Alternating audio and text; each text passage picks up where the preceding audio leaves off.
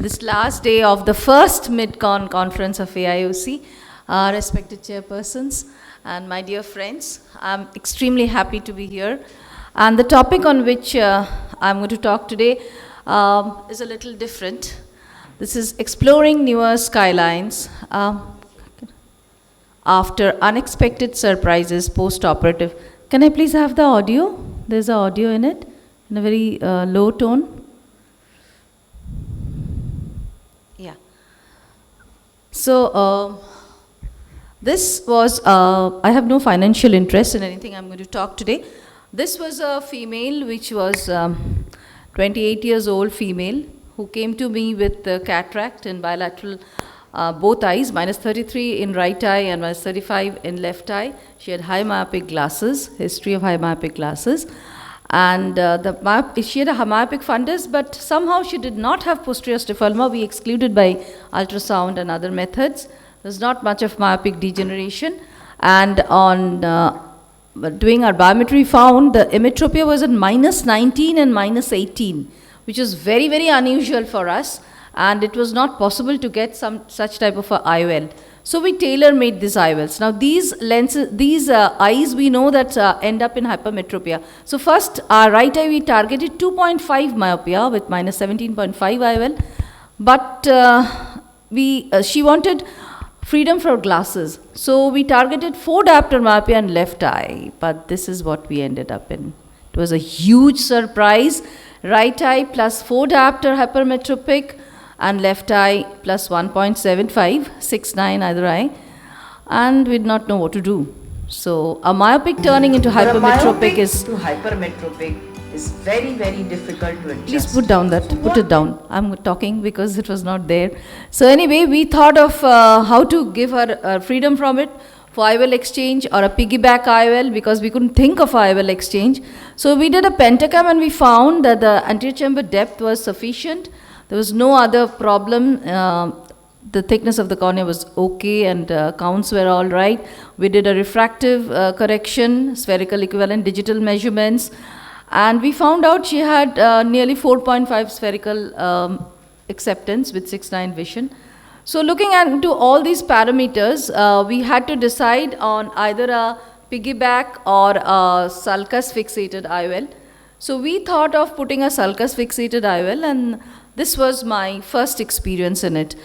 This was during COVID times. We did not have access to any other IOLs of MNC companies which can be put in the sulcus.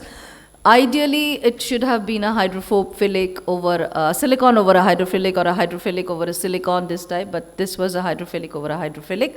I had no other option because she had a lot of hypermetropia. Although she was happy, I was not happy.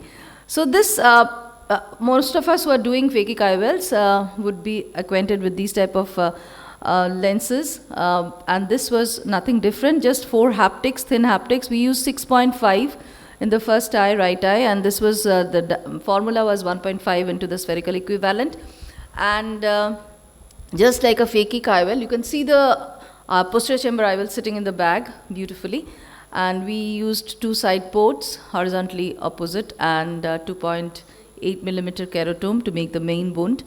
And just like a phakic IOL, we had already folded the lens. This was not a pre-filled one, and inflated the anterior chamber with sufficient amount of viscoelastic, not too much, not too less. And this was nearly at the limbus in a clear cornea. And this injector is 2.8 millimeter injector. So the steps were more or less similar to that of a phakic IOL. I usually use with a phakic IOL a spatula in the left hand to guide my IOL, and this was also the same. The only difference was that I did not want to deliver it inside the iris, rather I delivered it over the iris, because I had to put it in the sulcus, not in the bag. And in case it went in the bag, I would be in a soup. So I just delivered the leading haptics on the iris and then the trailing haptics too. And as you can see, that was the notch, the leading haptic which has a notch which has been marked, and this is the identification that has been placed properly. So, and there's a tucker which we use in phakic IOLs also. I use the same tucker, and with the help of the spatula, pushing the optic slightly in the opposite side. One by one, I tucked it. Now, it is little different from the phakic IOL again. Here, because you have to fold, these haptics are very big. So you have to fold the haptic one over the other and then tuck them slowly below the iris.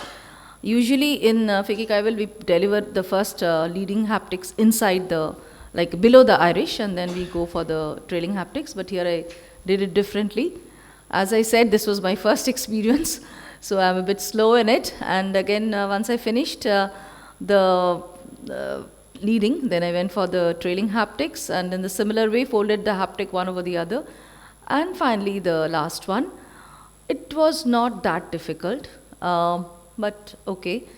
It was the first one in my learning curve, and then a very, very thorough wash, because the intralenticular viscoelastics would not give me the desired results.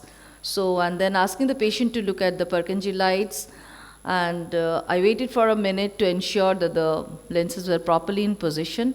Did a small PI, of course, peripheral iodectomy, because just to make sure, because I had 2 IOLs in the eye, and then seal the wound with hydro procedure, and eye looked good to me. The patient was looking, as the patient was in topical, by the way, because I wanted to ensure that Purkinje images, the patient was in topical, extremely cooperative with me, I must say.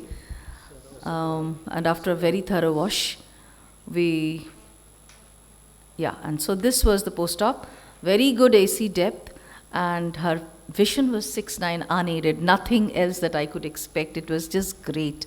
So we finished off the other eye as well, and there too she had very good vision, 6/9, and this is how she looks now. Thank you for